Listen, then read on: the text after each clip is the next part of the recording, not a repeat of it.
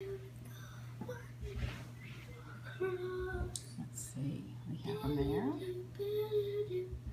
Hi guys. Hello.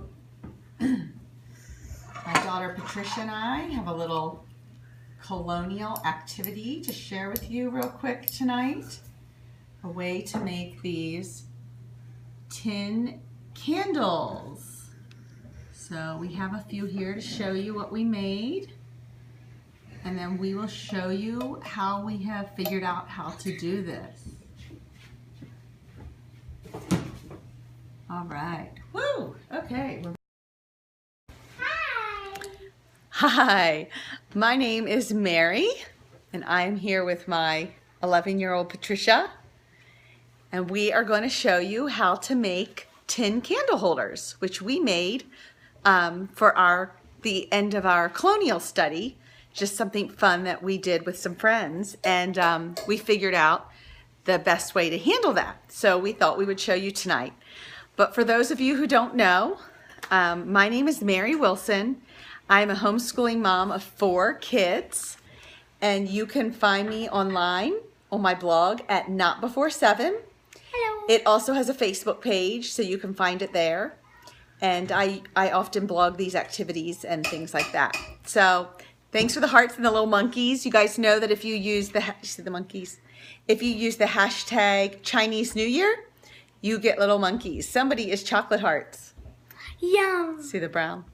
Yeah. All right, so the way we made these tin can, let me show you again. I'll hold up this one. These are the holders, and we hammered designs into them as we talked about the blacksmith and the different types of shops they would have in colonial times. These smooth cans are mandarin orange cans. And now the guide suggested putting water in the cans and then freezing them in the freezer so they would be easier to nail through because you would be nailing into something solid. We found that a little bit cold and messy, so we're going to show you what we did to make it easier if you have these clamps. Exactly, it's a way to recycle. Use up your canned goods and then you have something else for them. So what we did is we have these clamps. Here's the clamp. And we used to use these when the kids were little for fort building. So we have a ton of these around. They're pretty strong. You can probably get them anywhere if you don't already have them somewhere in your house.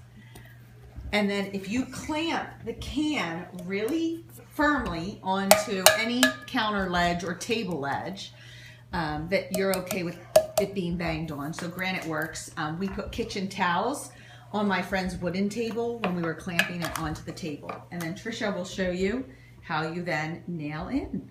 We used big nails because I have young kids. I have a child as young as 6.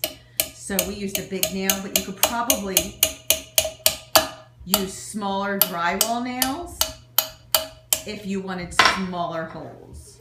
All right, and then pull it out and it should slip right out. And then you can just make holes. Don't put them too close together because it will end up running into one another.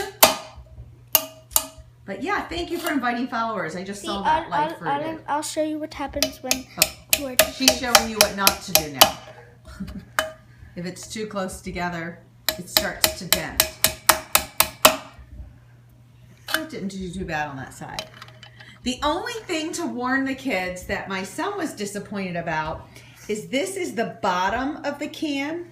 So when they're making their design, if they do it facing them this way, like a heart or a star, it ends up being upside down when they turn the can. So you can see that on his This here. is a man. He made a man. You flip the camera upside down. But the man is upside down.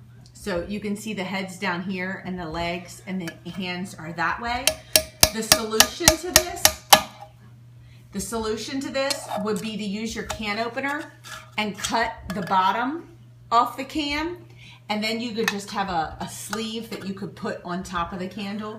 But we just didn't realize that, so you might just want to let them know that the design will be the other way. So to have the bottom of their design over here and the top this way. So we just thought that was cute, and a lot of fun. Of course, it's inspired candlelight lunches, dinners, and poetry tea time ever since we made them, because we also made with them beeswax candles. I don't know if you all caught Julie Bogart's scope about the Hearth Song beeswax candle kits, but they were fantastic also. My daughter's actually giving them. I wasn't planning on showing that, but there you go. They have a beeswax candle rolling kit that comes with wick and then a ton of sheets of beeswax. The complete sheets are down here.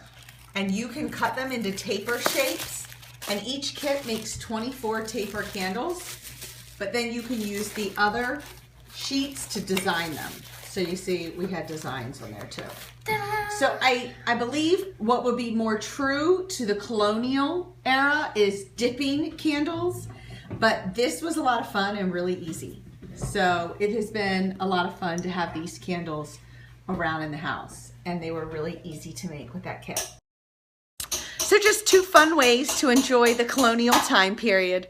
The tin can candle was a lot of fun. So hope that gives some of you some ideas and inspiration if you're doing colonial this year. If not, it's just kind of a fun craft. You could do it for Valentine's Day and make little hearts and then put candles in them. So yeah, I enjoyed dipping. We did that actually one time on a camping trip, and it was a ton of fun because the campground actually had a dipping candle thing going on. So I've never done that at home. Just not that gung-ho about it. I don't know. It's a lot of work. The beeswax and the tin candles were perfect. Sure, you can blow them out. So thanks for tuning in tonight, guys. There's been a lot of great scoping today. I'm probably going to catch up a little now myself on some other scopes. Have a great evening, and I will see you all. Oh, Patricia would like to say goodbye. And we will see you guys. I'm going to put it on the candles because I like freezing on something other than my... All right, see you all tomorrow.